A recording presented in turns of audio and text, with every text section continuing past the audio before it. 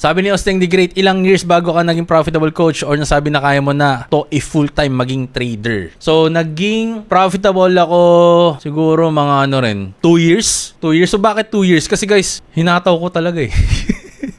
Kumbaga, kung merong nagsunog ng kilay, ako naman yung kilay ko, inahit ko na.